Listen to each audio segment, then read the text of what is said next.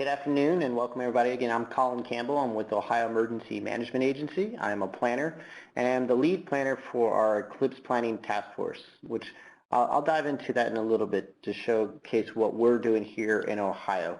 So that date you're seeing on there, we are 720 days out from the eclipse. Most of our presentations and everything that I do to our stakeholders and our partners, I ensure to put the emphasis on the countdown to the time, because as we get more partners on there, we find that the number kind of really draws out our folks that we're getting closer and closer to this event. All right, so we've gone over kind of what the eclipse is here, and significantly I use this one to really talk and get the buy-in to our stakeholders here for what an eclipse is. Specifically here in Ohio, what the dates look like for us. So the last one that actually went through Ohio was in 1806. It's important for that one right there because we were only a state just a few years in that time frame. We look at then the different dates going forward. We see the next one in North America isn't until 2044, and the next one in Ohio isn't until 2444. So this is another one of those variables that is showing that the crowds are going to come because of the fact that this is going to be a once-in-a-lifetime event for folks, and this is an area where a lot of populations are near and can get to view this event.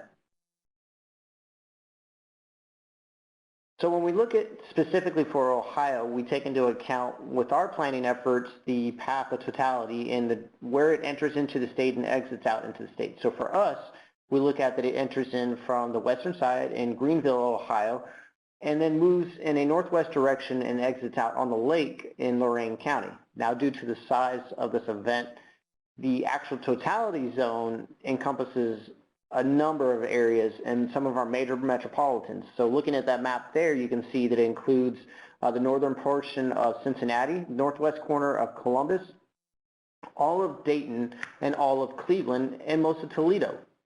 So again, these are our major population centers here in Ohio. So we've been really making sure we're paying attention to where the crowds are going to be, and that's going to drive some of our things that I'll identify here in a second. So we understand where it's going to happen and how long, and we've seen that with our other presenters here, what the eclipse is and how long that will happen here. It is longer than the eclipse in 2017 and is actually present for larger populations. When we look at it for us, we've broken it down to the lowest level because this is going to be the area that's concerned for us. So when we talk about it for us here in Ohio, planners want to see things, and especially the counties, how it relates to them. So for us, we have 9 counties that are along that center line or have the longest period of totality with the highest viewing demand. We have 35 counties that are completely within the totality range right here. We have 20 counties that have only some portion of their county that is encompassing within the totality range, and the rest will only be experiencing the partial eclipse. So when we add all that together, we have 55 counties out of 88 counties in Ohio that are going to experience totality. The rest are going to experience some degree of partial eclipse. So the fact that the majority of our population is going to be within totality or adjacent to totality is really what's driving a lot of us to make sure we're already starting our conversations now. And the reasons why for that. So when we break it down, Ohio's within 1-day drive, and we say 1-day drive is between 8 to 10 hours, so that's how we look at it. For us, our biggest concern is the eastern seaboard. When we think about a lot of the traffic that could be potentially coming from that direction right there, we're one of the first states that the eastern corridor population, when they're coming to see the eclipse, could end up. Obviously, that tempers back when you have upstate New York, Pennsylvania areas, New Hampshire, and Vermont. But when you look at travel routes and everything along those, like the Pennsylvania Turnpike and the other routes, Ohio is one of the first states for a lot of the population to get to. So we take into account that, and also we took in a lot of the 2017 studies and talking with the partners there, and we see basically the breakdown is that we could see in our population line, again, those 9 counties plus the additional 20-something counties on there could see between triple to quadruple of their populations. Local populations within the totality range could see double the population. So And even those that are adjacent to those totality ranges also could see an increase in population, as the areas in Ohio that the totality be entering in are rather rural areas outside the major metropolitan areas. This means that a lot of groups may have to find places to stay outside the totality viewing zone, and then on the day of the eclipse move inward into the viewing area. So even if a county isn't in the totality zone, the likelihood of some type of surge or crowd is still there. So this means we understand this means extreme demands for our hotels, campsites, restaurants, entertainment facilities, etc. But it also means extreme traffic stress to our local infrastructure. We also understand that this means that this is going to be a huge burden, not a burden, but an event for us to be handled by our infrastructure, by our public safety group as well. So we only have a finite amount of first responders and critical care facilities and medical care facilities and other facilities that will be impacted by the large influx of populations on there. So earlier awareness for us is going to be key so that we can adjust and mitigate these impacts. We understand this is the potential for for local income generation. And again, this is such a large event for us, 55 counties. So if we just broke it down just to our counties, potentially that's 55 different counties that could have some type of event. When we go even further and we look at the metropolitan areas in there, hundreds of thousands of folks and just Ohioans in there from those cities could be moving about in there. So again, we look at the opportunities for our folks in there so that we can be able to plan ahead to make sure that they actually can enjoy the event and it is successful. And then we also share the educational opportunities, and you'll see some of the efforts that we're doing in getting our group ready for that, for the eclipse in that front as well. So we understand what the eclipse is, when it is, where it's going to happen in the state. So what are we doing here in Ohio? So for us here in Ohio, we formed a state-level eclipse planning task force. And this means we've begun to bring folks to the table a lot, not just our emergency support function. So here at Ohio EMA, we tend to operate with emergency support function partners. These are the folks that act as responders at the state level if we activate our State Emergency Operations Center. These are the folks that would be down in the center. We've gone beyond that. We've brought forth a number of additional partners, and I'll show that here in just a moment. We've begun within the task force to develop eclipse event response plans. This is everything including the Emergency Operations Center communication plans, local guidance. We started already doing things like partnering with Ohio DOT to start incorporating ideas and mechanisms in there to mitigate impacts on the traffic themselves. One current thing as an example of that is Ohio DOT has already put in for 2024 on that date, on April 8th, as a work holiday, which means any contracts that are going up for bid now, in their schedule, they have a no work day on April 8th. This is to help mitigate the projects that will be ongoing at that time. There's additional plans on the DOT side to also mitigate things like no large load permits that day, the no start of construction that day if it's feasible. And those are just some of our early plans because of the fact that those plans start so far in advance. We've also begun to break out beyond our subcommittees into working groups to address specific efforts and things like aviation efforts to be able to make sure all of our state level assets, the Civil Air Patrol, the National Guard, Ohio Department of Transportation's aviation, are all on the same page to be able to accommodate missions that may come in for support and traffic monitoring. And then we've already created public notice flyers and images and posters, and we're working to translate those into multi-languages to make sure that we're incorporating and addressing all of our communities here in Ohio. So we've also already conducted some preparing local guidance documents because a lot of our partners are one-man shops when it comes to the EMA side, and a lot of partners don't have have never had an event like this before or limited in their experience. So we want to kind of give them a foundation, and that's been very helpful. And part of that has been able to reach out to a number of other partners to be able to come up with that information. So we've also created initial population estimations by county, and this was a very early phase of what we're doing. And basically we took those early estimations that I talked about with the tripling, quadrupling of the population, and we broke it down by county, and we took the 2020 census and applied it to the 2020 census to give them a hard number. Are we saying 11 million people are coming to the state? No, but it gives the counties an idea of what size population they could potentially see. In emergency planning, we say this is the big boom. So that's the large number on there. So this gives them a place to start working towards an event to be able to understand what they need and their needs assessment, which leads to the next thing that we're currently doing right now is we've conducted a county needs assessment, which is basically a way of saying, what are you planning on doing? What are your concerns? And what do you think you're going to need to help with? We're going to take that back to our partners after we analyze it, and this will allow us to then begin our capabilities briefs, or our capabilities assessments, which means as a state, what can we provide to fill these gaps? From there, that we see where our gaps are at, and that lets us move forward into things like mutual agreements with other states, reaching out to our federal partners, and engaging with our private partners as well. And the last thing we also had is we launched our State Eclipse website on April 8th.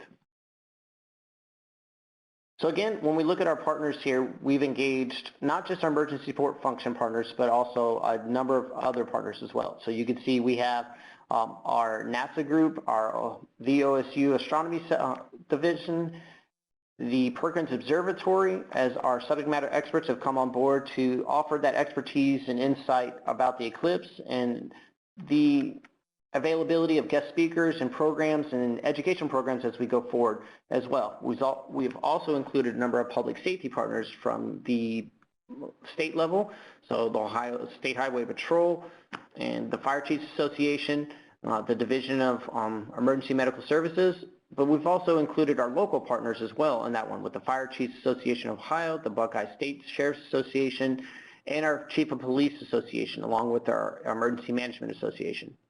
But then you'll see we've also included a number of our non-government organizations as well, like the Salvation Army, the Civil Air Patrol, the American Red Cross, and others in here, so like Ohio Voluntary Organization Active, or VOAD.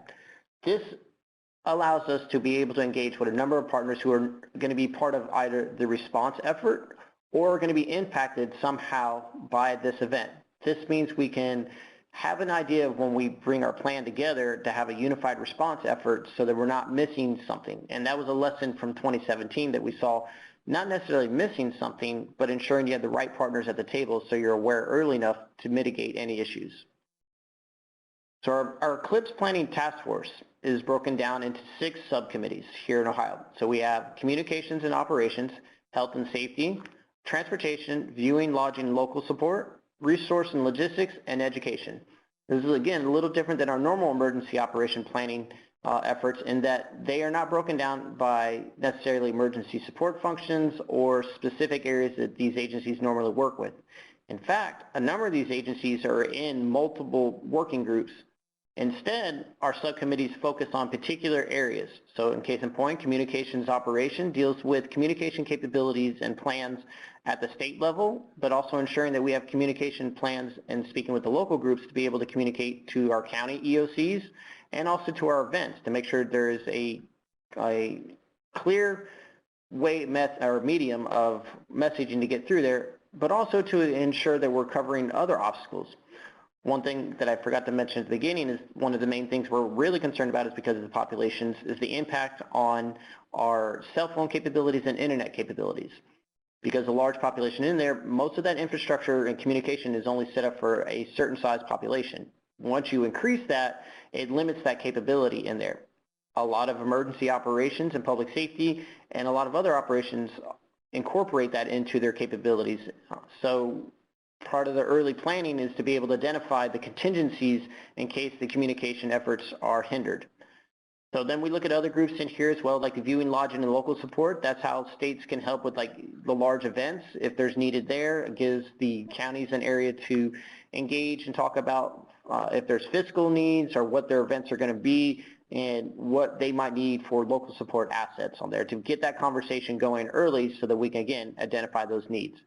And then our education one is a twofold part. This is not just institutional education, but actually engaging with the public as well. So NASA Glenn Research Center, OSU's Astronomy, Perkins Observatory are some of our experts there to help us talk about educational programs, not only to the schools, but the public as well. Similarly, then we bring in our Department of Development, which is our tourism and messaging campaigns to be able to develop messaging to bring awareness to communities in the state as a whole. So our task force is working towards a number of goals, and one of the other goals is to establish our state emergency operation plan. So we've pushed this out here. So what you're seeing here is just kind of an example of what we're working towards to exercise our plan. So on the bottom, we are working towards developing a draft of our emergency operation plan and then moving into exercising that plan with 2 tabletop exercises. One in January of 2023, then working some updates to that plan, and then executing that second tabletop in August of 2023. Excuse me. We'll then move into a functional exercise in January of 2024, which is essentially a dress rehearsal for us on here with our State Emergency Operations Center and a number of partners. Again, bringing those groups together allows us to identify things we will most likely face as we go into the eclipse event itself. So again, other things we're doing is public awareness material. So what you're seeing here is actually posters and images that we developed for universal use here in Ohio. Any agency, organization could use this. So that top image was a JPEG that our Department of Development made so that it could be shared on social media by any agency. It was just showing the totality of the path, and also it showed the major routes in there and the counties to really give an idea where the eclipse was going to be, the date of the eclipse, and then the web address to our new web page there.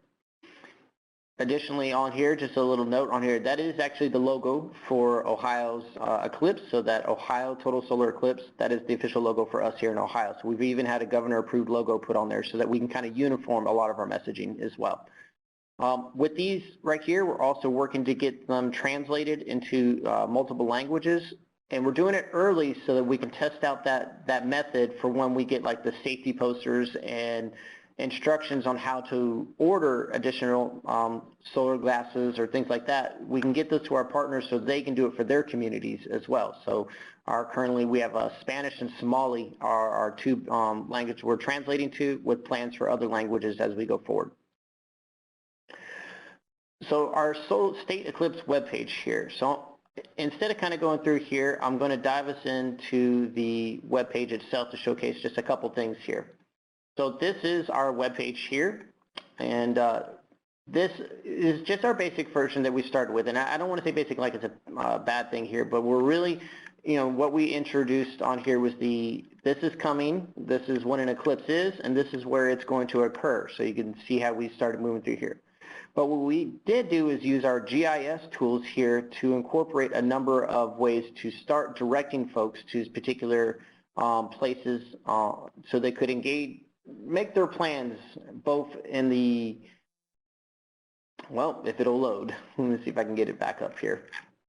So what we did was we have our GIS folks pull from another databases to allow for the parks to be placed in the path of totality. So say if folks want to go to a state park, they're able then to say, all right, these are the state parks. I want to stay in this area here. What is this state park? This is Indian State Park. I could then go to the web, click on this link, and it takes me to the registration page for that particular park. If I want to, say, look at the city parks or the county parks on here, I can do that as well. And I'm going to take a look near the lake up here.